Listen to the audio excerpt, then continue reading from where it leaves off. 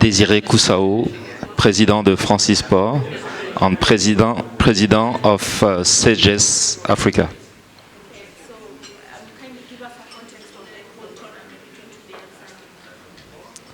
So yeah, we decided to invest in this event here with NACON to propose a new type of competitions, a competition with women, 8 African women playing on Tekken.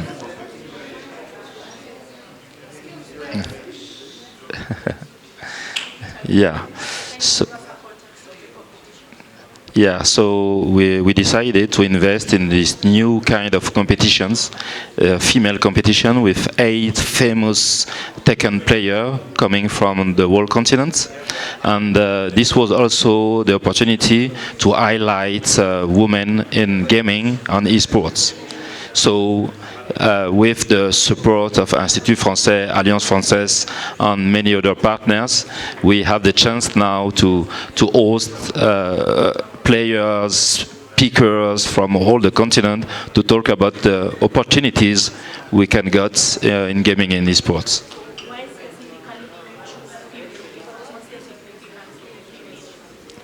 So why? Just because someone has to do.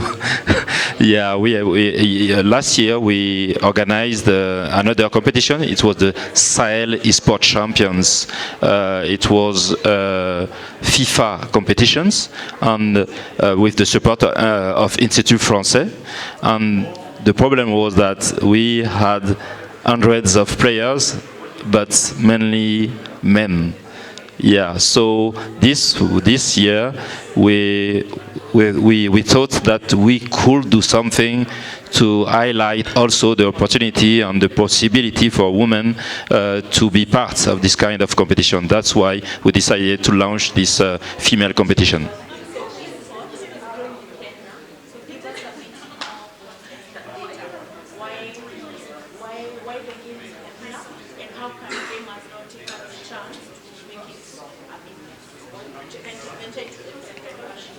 Yeah. I won't talk only for Kenya because I'm trying to have a biggest view. I think Africa is really a big opportunity for esports, because from now on, all the big players, the big teams, the big organizers are not African. So I think esports is an opportunity for Africa, and that Africa is also an opportunity for esports on gaming, because it could bring a lot of diversity, new cultures, new vision of the gaming industry. So here in Kenya, you already have an innovative country. That's why I think it's also a good locations for this kind of project. And you have the chance to have one of the biggest player in Africa with Queen Arrow. So it was obvious that we could be hosting here a big competition.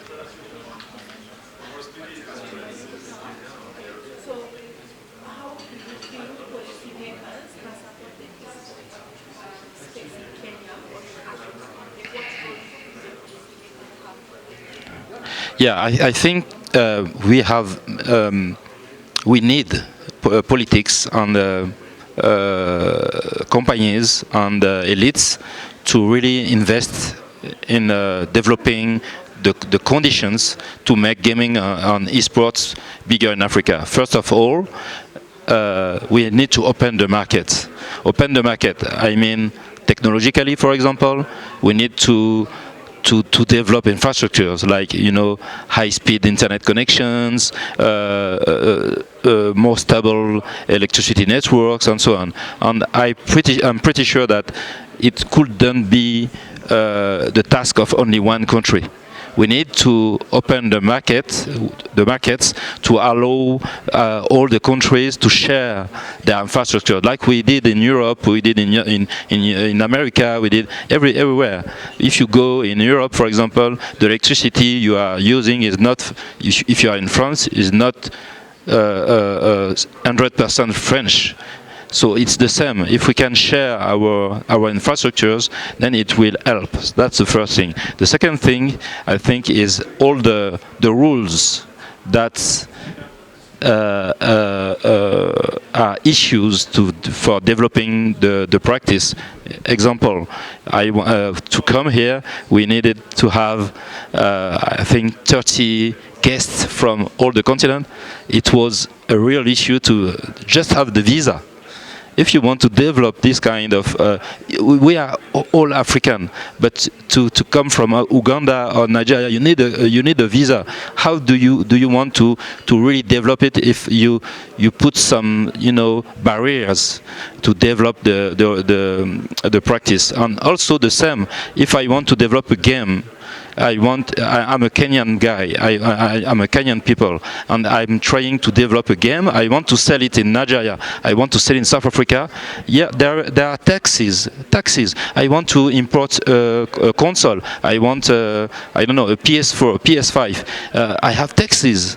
So all these barriers are really an issue for developing gaming and esports on the continent. Really.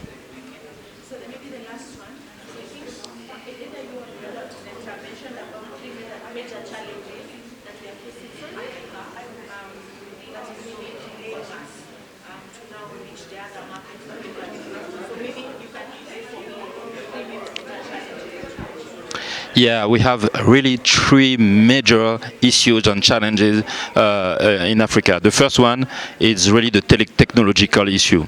Technological issue meaning we need strong internet infrastructure with best quality.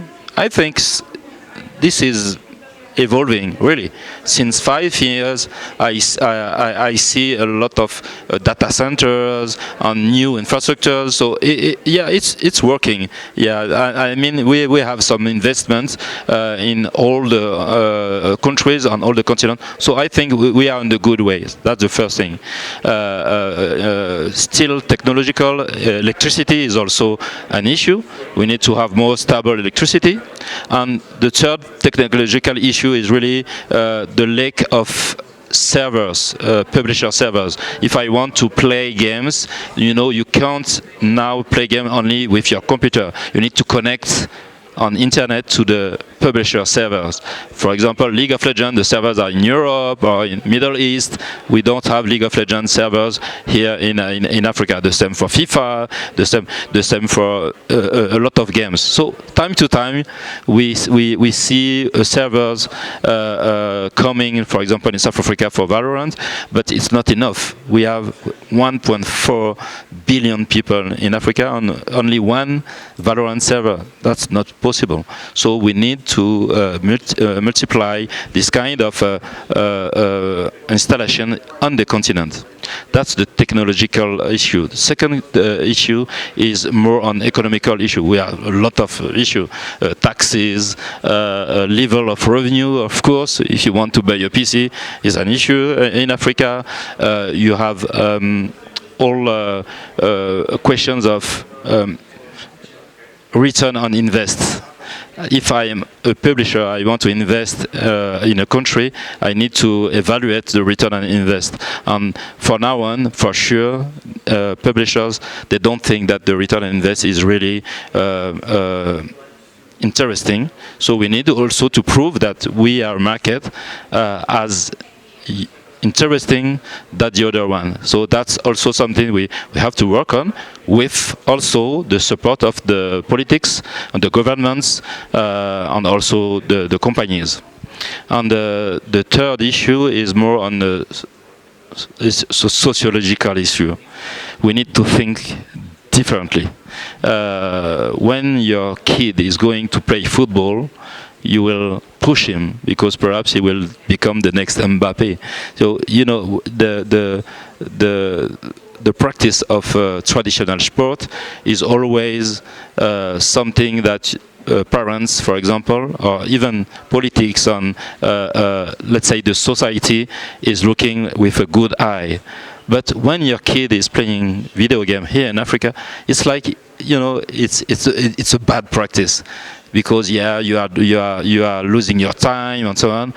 but there are a lot of opportunities of careers in esports. So I'm pretty sure that if we can just support the kids by explaining them that it's not just a leisure, you can also think of not only playing is an opportunity of career, but also you can have different jobs, like, I don't know, makeup artist,